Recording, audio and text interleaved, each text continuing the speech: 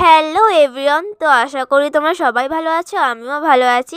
আর তোমরা তো আমার আগের ব্লগে দেখেছিলে আমরা বন্ধুরা মিলে গিয়েছিলাম উলুবেড়িয়া কালীবাড়ি মন্দিরে। তো এখানে আছে সুদীপা, সঞ্চিতা আর আমার ক্যামেরাম্যান রিয়া তো আছে। এখন কিন্তু আমরা বসে আছি বাগনান স্টেশনে। আর হ্যাঁ, বাগনান থেকে কে কে আমার ভিডিও দেখো অবশ্যই কমেন্ট করে জানিও। এখন কিন্তু আমরা ট্রেনে করে চলে এসেছি ফুলেশ্বর স্টেশনে। যেহেতু উলুবেড়িয়া থেকে অনেকটা ঘুরতে হবে, সেই কারণে কিন্তু আমরা ফুলেশ্বর স্টেশনে নেমেছি। এখান থেকে প্রায় 5 মিনিটের মতো রাস্তা, তাড়াতাড়ি পৌঁছে যাওয়া যায় সেই কারণে। আর অনেক দিন পর বন্ধুদের সাথে বেরিয়েছি, একটু হাসি হুল্লোড় তো হবেই। তো ওরা এই ফার্স্ট টাইম যাচ্ছে, আমার তো অনেকবারই যাওয়া হয়ে গেছে, তোমরা তো ভিডিওতে দেখেছো। আর এত মানে ভালো লাগছে, কিছু বলার নেই। আর দিকে সুদীপা, রিয়া, সঞ্চিতা তো ছিলই। আর আমি ভিডিও করছি আর ওরা এত রেগে যাচ্ছে যে কখন যাব, যেহেতু আমাদের বাড়ি ফিরতেও হবে তাড়াতাড়ি। আর আমরা কিন্তু এখন উঠে পড়েছি টোটোতে। আর টোটোতে উঠেও কিন্তু আমাদের শান্তি নেই, কারণ রিয়া আমাদের এত হাসিয়ে যাচ্ছে, পেট পুরো ব্যথা। আর তাছাড়া হচ্ছে যে ওই ফুলেশ্বর থেকে এলে কিন্তু বেশিরভাগ তোমরা গন্ধ পাবে মাছের। আর আমরা তো একেবারে টিকতে পারছিলাম না। তো ফাইনালি কিন্তু আমরা এখন চলে এসেছি উলুবেড়িয়া কালীবাড়ি মন্দিরে, দেখতেই পাচ্ছ। তো আগে কিন্তু আমরা ঢুকিনি মন্দিরে, কারণ আমরা পুজো দেবো, সেই কারণেই কিন্তু আমরা প্রসাদ নিতে চলে এসেছি।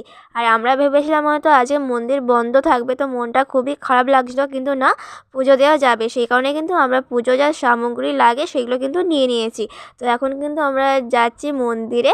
আর হ্যাঁ, এই প্রথমবার বলতে পারো আমরা এত সকাল সকাল মন্দিরে এসেছি পুজো দেওয়ার জন্য।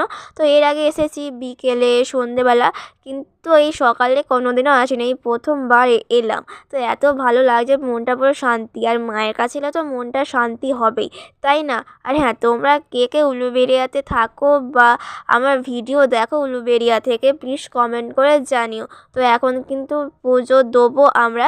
এরপরে কিন্তু পুজো দেওয়া হয়ে গেলে কিন্তু আমরা যাব এখন গঙ্গার ঘাটে। ওটা তো আরও এক শান্তির জায়গা। তো এই দেখো আমাদের মা। তো অনেক দিন পরে কিন্তু আমরা মায়ের কাছে এলাম, এত শান্তি লাগছে মাকে দেখে। এরপরে কিন্তু আমি চলে এসেছি বাইরে ধূপ বাতি জ্বালতে, পুজো হয়ে যেতেই। তো তোমরা কন্টিনিউ ভিডিওটা দেখতে থাকো। আর ভিডিওটা ভালো লাগলে please please like, comment, share and follow করে পাশে থেকো। তো কন্টিনিউ ভিডিওটা দেখতে থাকো তোমরা।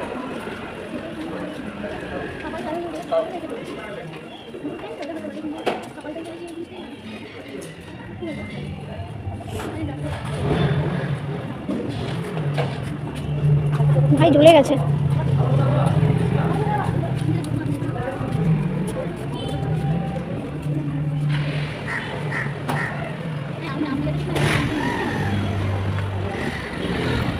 নিয়ে ভাই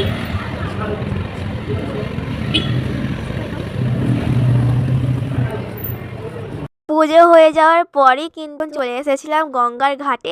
আর এটা তো আর এক শান্তির জায়গা, তোমরা তো জানোই। আর চারিদিকটা শুধু একবার দেখো, দারুণ লাগছে।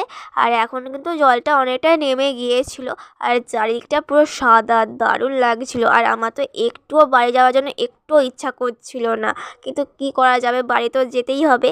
তো এইদিকে সুদীপা ছিল, সঞ্চিতা ছিল, রিয়াও ছিল। ওরা কিন্তু আমাকে ফুল সাপোর্ট করে, কিন্তু কেন জানি না রিয়া তো একদমই ক্যামেরার সামনে আসে না। আর ওদিকে দেখতেই পাচ্ছ মুখটা কেমন লুকিয়ে হাই করছে। ওকে মারো, ধরো, বকো, জোর করো, একদমই আসবে না।